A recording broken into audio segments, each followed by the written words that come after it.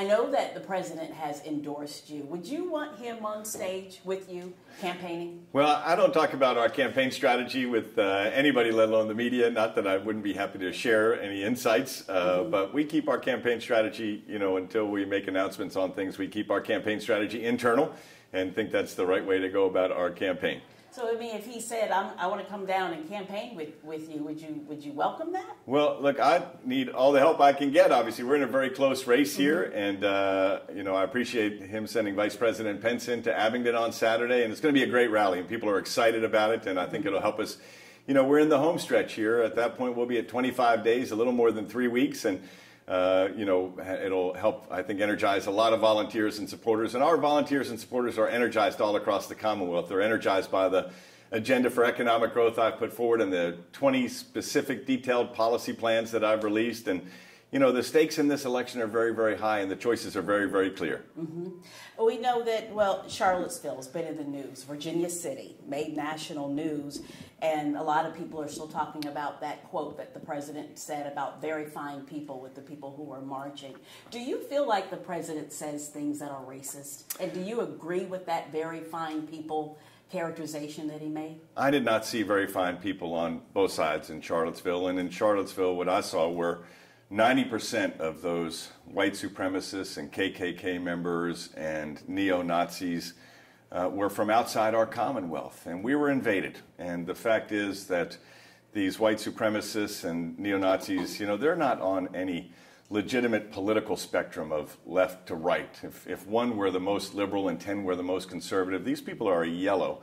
They're not on that same continuum. Theirs is not a political philosophy. It's a twisted mindset rooted in hate and oppressing certain of us. And if your view is that one race is superior to another, or someone else's religion and its believers are inferior to you and yours, that's dehumanizing. And that's worse than immoral. That is the presence of evil in our world. And we must reject it at every turn, and I will as our governor. Okay. So, but the both sides, you saw...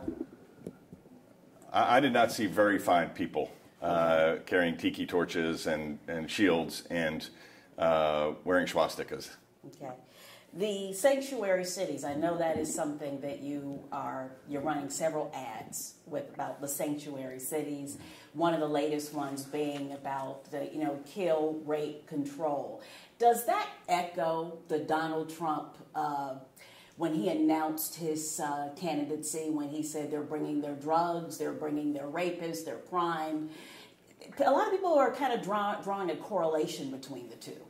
No, I was talking to an Hispanic faith leader in Northern Virginia just earlier this week who said, we appreciate what you're doing to help make our communities safer because our communities are the ones most victimized by these gangs, by MS-13 in particular. And we've had more than 8 MS-13 related gang murders in Northern Virginia since November. There was just a news account today about the Bedford murder that was MS-13 related, and they caught the person. And if someone's here illegally and they commit a violent crime, I believe we need to comply with our federal immigration laws, and our cities and counties need to work with federal authorities, and those people should be deported. And as this faith leader said to me, MS-13 they don't represent the values of the Hispanic community, and they don't at all. But these are the communities that are most victimized by MS-13, and in Northern Virginia in particular. It is a rising concern. It's been the focus of a lot of coverage because of the activity. There are more than 2,000 MS-13 gang members in Fairfax County alone.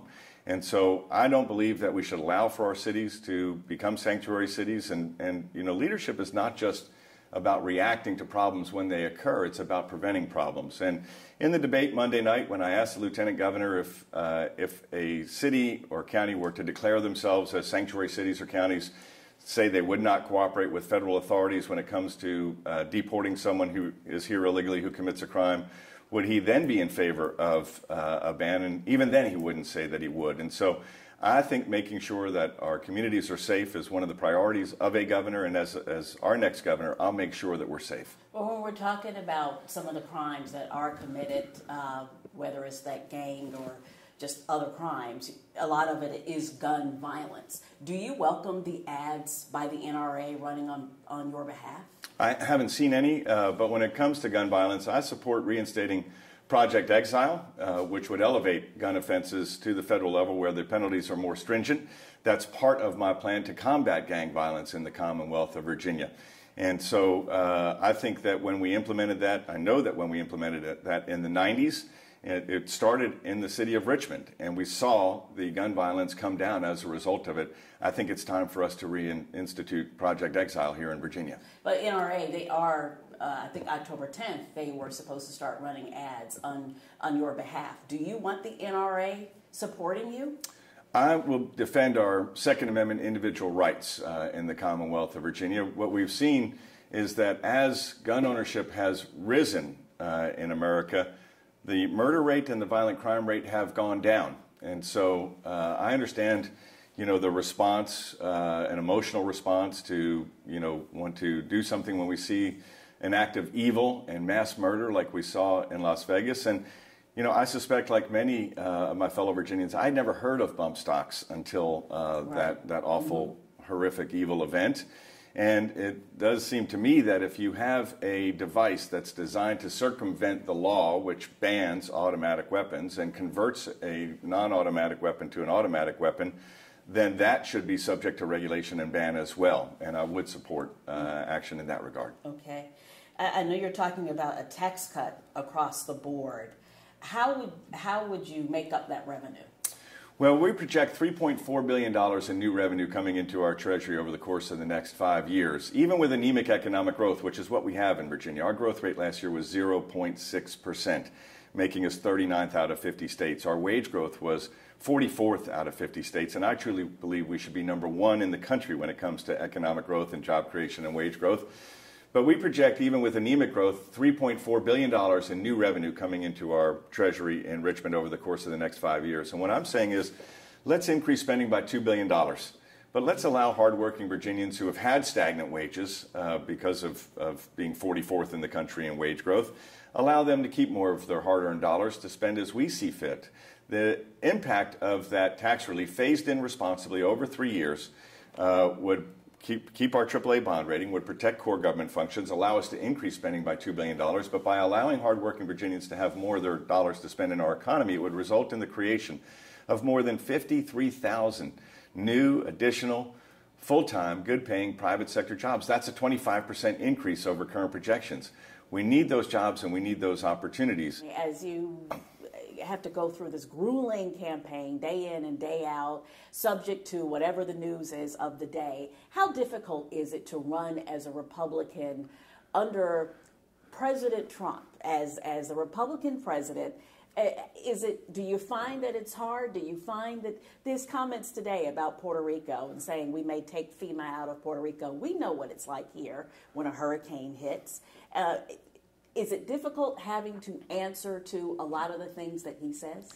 Virginians are focused on what we need to do to create jobs, to improve our public schools, to improve our transportation system. I've got a plan to, make sure we're maximizing every dollar on transportation, critically important here in Hampton Roads. And as I travel the Commonwealth, which I do every single day, and I talk to voters, they want to know, what are your plans to get Virginia growing again and to make our life better?